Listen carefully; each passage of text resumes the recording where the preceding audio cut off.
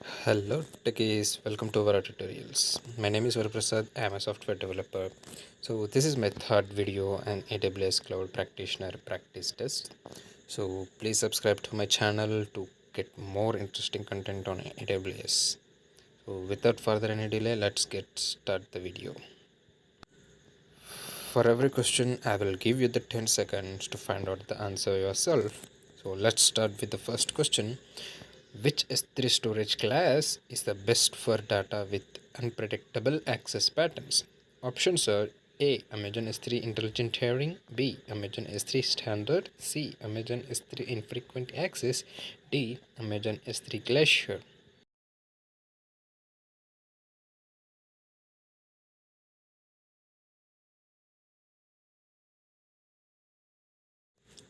And the correct answer is Amazon S3 Intelligent Tiering. So please read the complete explanation for more understanding. And the second question is, what is the AWS service that enables AWS architects to manage infrastructure as code? So the options are A. AWS CloudFormation, B. AWS Config, C. AWS EMR, D. AWS SES.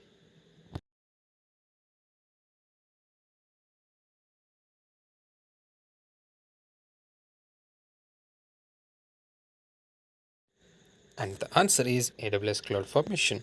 Please pause the video and read the explanation. The third question is, hundreds of thousands of DDoS attacks are recorded every month worldwide. What service does AWS provide to help protect AWS customers from these attacks? So that means, what is the service which protects from DDoS attacks?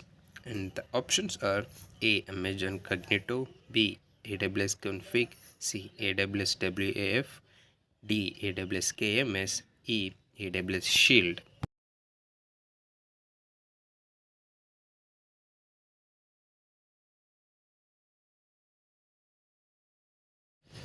The answer is AWS WAF and AWS Shield protects the customers from DDoS attacks.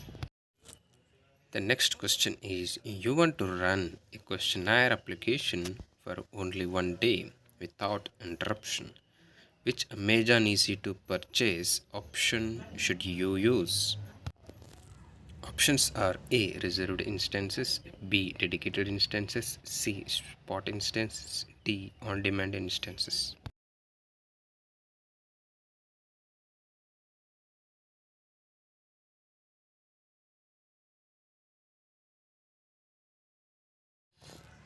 The answer is on demand instances. Please read the explanation for more understanding. The fifth question is, which of the following is not a benefit of Amazon S3? Options are A. Amazon S3 provides 99.119 of data durability. B. Amazon S3 can run any type of application or backend system. C. Amazon S3 stores any number of objects but with object size limits. D. Amazon S3 provides unlimited storage for any type of data. E. Amazon S3 can be scaled manually to store and retrieve any amount of data from anywhere. The correct two options are Amazon S3 can run any type of application or backend system, and Amazon S3 can be scaled manually to store and retrieve any amount of data from anywhere.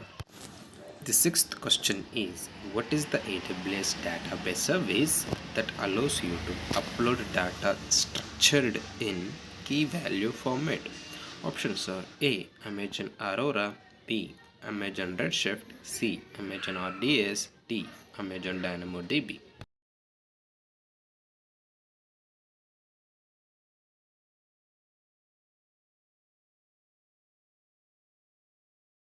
The correct answer is Amazon DynamoDB. The seventh question is, in the AWS shared responsibility model, which of the following are the responsibility of the customer? Options are A. Controlling physical access to computer resources, B. Disk disposal, C. Patching the network infrastructure, D. Configuring network access rules, E. Setting password complex rules.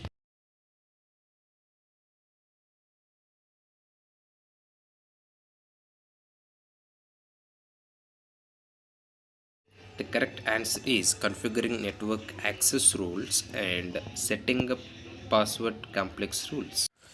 The eighth question is, according to the AWS acceptable use policy, which of the following statements is true regarding penetration testing of EC2 instances? Options are A. Penetration testing can be performed by the customer on their own instances without prior authorization from AWS. B. Penetration testing can be performed automatically by AWS to determine vulnerabilities on your AWS infrastructure. C. The AWS customers are only allowed to perform penetration testing on services managed by AWS. D. Penetration testing is not allowed in AWS.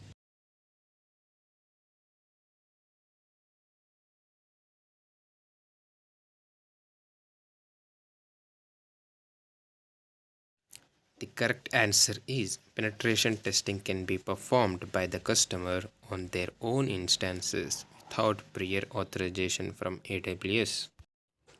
Next question is, a company is concerned that they are spending money on underutilized compute resources in AWS.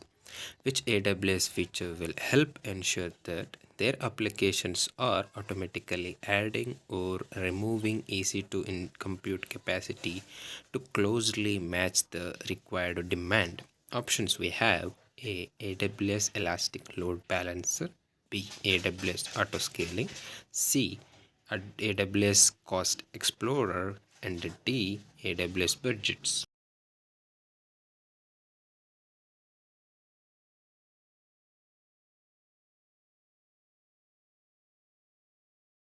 The correct answer is AWS Autoscaling.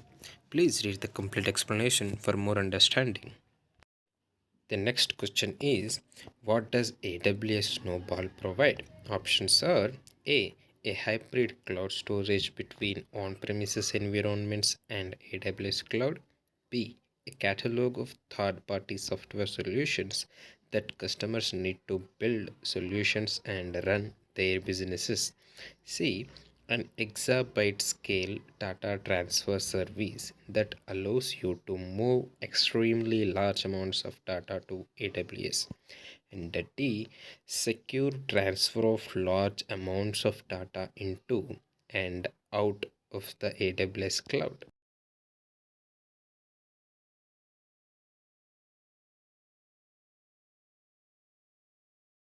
So the answer is AWS Snowball provides secure transfer of large amounts of data into and out of the AWS cloud.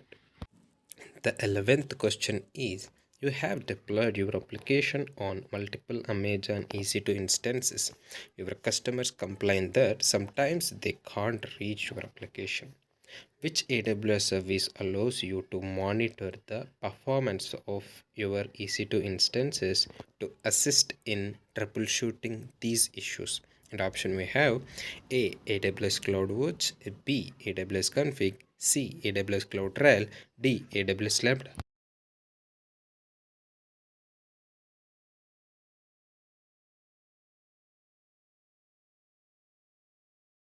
So the answer is AWS CloudWatch. The 12th question is, your company is developing a critical web application in AWS and the security of the application is a top priority.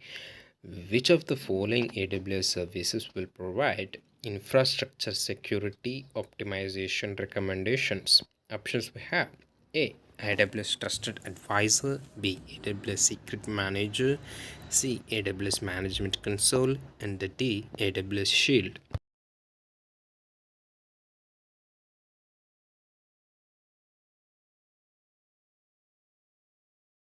The answer is AWS Trusted Advisor. The next question is, which of the following is an example of horizontal scaling in the AWS cloud? Options are A. Replacing an existing EC2 instance with a larger or more powerful one, and B. Increasing the compute capacity of a single EC2 instance to address the growing demands of an application, and C. adding more EC2 instances of the same size to handle an instance in traffic. And last, option D, adding more RAM capacity to an EC2 instance.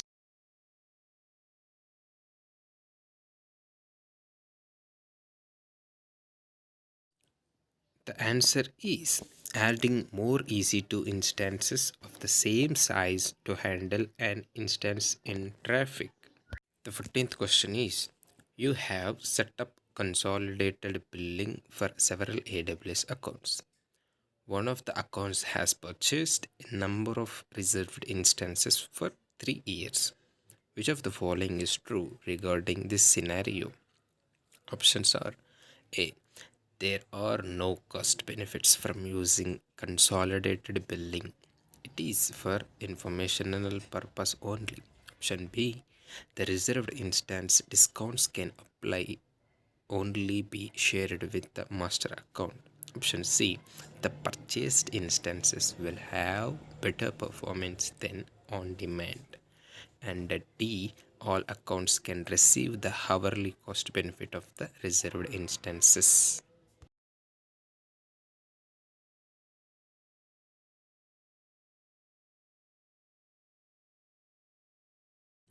The correct answer is all accounts can receive the hourly cost benefit of the reserved instances. The 15th question is, you are working on a project that involves creating thumbnails of millions of images. Consistent uptime is not an issue and continuous processing is not required. Which EC2 buying option would be the most cost effective? And the options are: A. Dedicated instances, B. Spot instances, C. Reserved instances, D. On demand instances.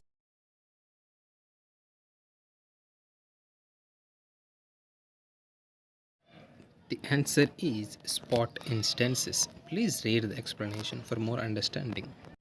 The 16th question is, which of the following helps a customer view the Amazon EC2 billing activity for the past month? Options we have: A. AWS budgets, B. AWS cost and usage reports, C. AWS system manager, D. AWS pricing calculator.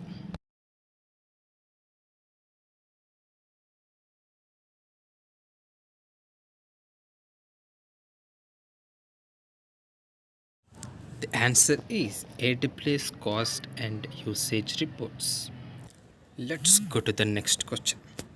Which of the following is not correct regarding Amazon EC2 on demand instances? The options are: A. The on demand instances follow the AWS pay as you go pricing model. B. You have to pay a startup fee when launching a new instance for the first time. And C. When using an on demand Linux instances, you are charged per second based on an hourly rate. And D. With on demand instances, no longer term commitments or upfront payments are needed.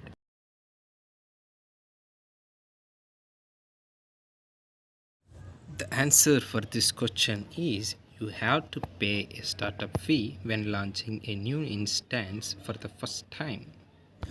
The 18th question is, a company is planning to host an educational website on AWS.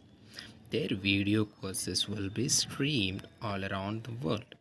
Which of the following AWS services will help achieve high transfer speeds?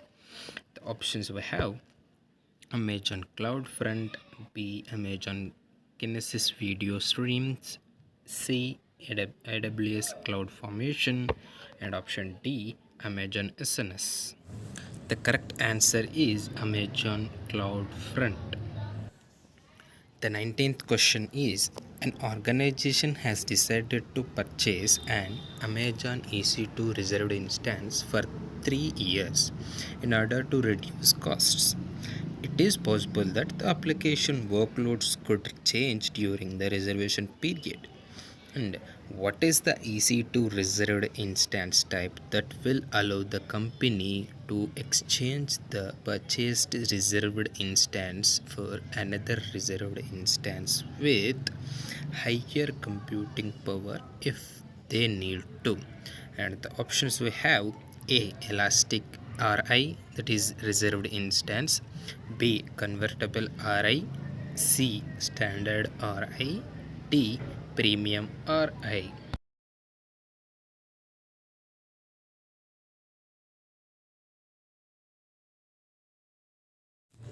The answer is convertible RI.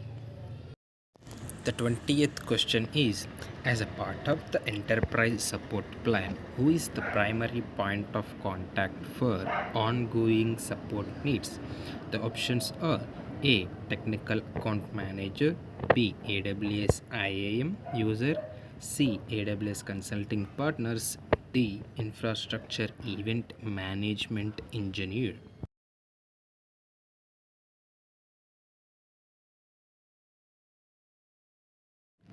The answer is technical account manager, that is TAM. The next question we have: a developer is planning to build a two-tier web application that has a MySQL database layer. Which of the following AWS database services would provide automated backups for the application? The options are: A. Amazon DynamoDB; B. Amazon Neptune; C. A MySQL database installed on EC2 instance; D. Amazon Aurora.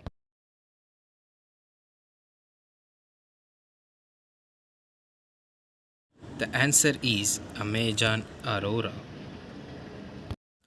The next question we have: what is the AWS service that provides a virtual network dedicated to your AWS account? The options we have: A. AWS dedicated hosts; B. AWS subnets; C. AWS VPN; D. Amazon VPC.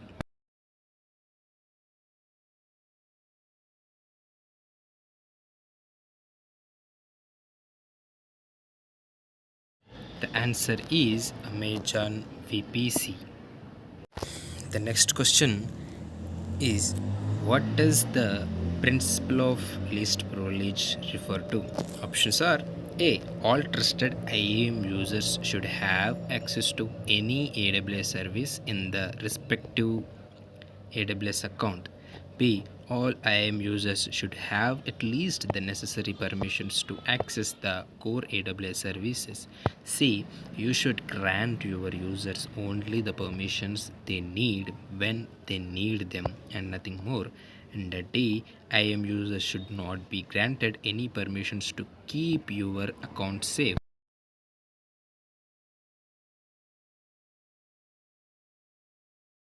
The answer is: you should grant your users only the permissions they need when they need them and nothing more. The 24th question is: an organization has a large number of technical employees who operate their AWS cloud infrastructure. What does AWS provide to help organize them into teams and then assign the appropriate permissions for each team? Options we have: A. IAM groups; B. IAM roles; C. AWS organizations; D. IAM users.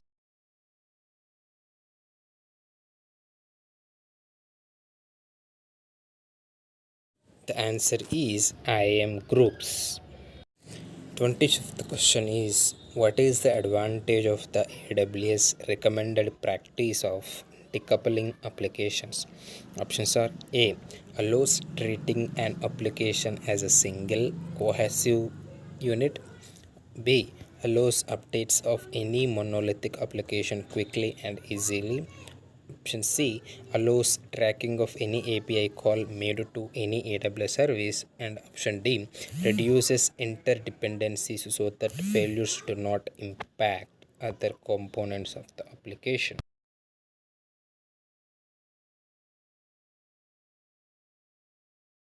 The answer is reduces interdependencies so that failures do not impact other components of the application. 26th question is, a company is deploying a new two-tier web application in AWS. Where should the most frequently accessed data to be stored so that application's response time is optimal? The options are A. Amazon EBD volume, B. AWS Storage Gateway, C. AWS OpsWorks, D. Amazon Elastic Cache.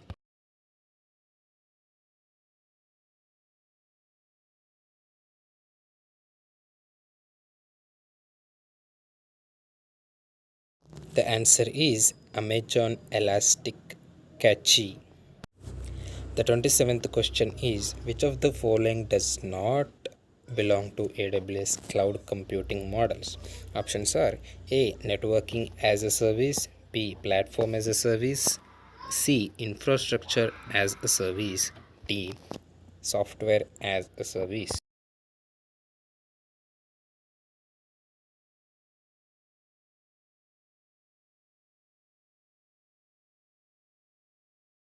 The answer is networking as a service. The 28th question is, how can you view the distribution of AWS spending in one of your AWS accounts? Options are A. By using AWS Cost Explorer, B. By using Amazon VPC Console, C. By contacting the AWS support team, D. By contacting the AWS finance.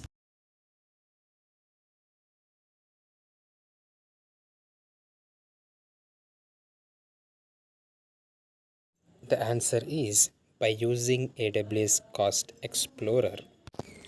29th question is, a company has moved to AWS recently. Which of the following AWS services will help ensure that they have the proper security settings? We have to choose two. Options we have A. Amazon CloudWatch, B. Amazon SNS, C. AWS Trusted Advisor, D. Amazon Inspector, E. Concierge Support Team.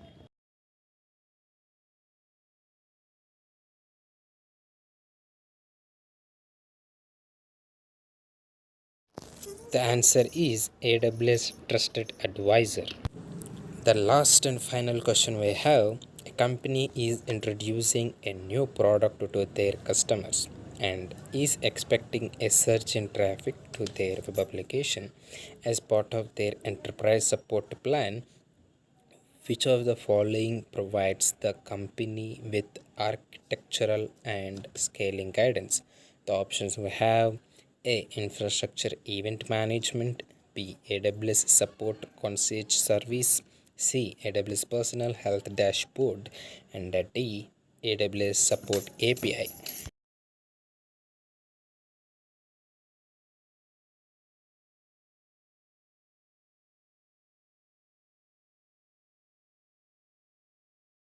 The answer we have Infrastructure Event Management. Thanks for watching. Please subscribe to my channel for more content on AWS.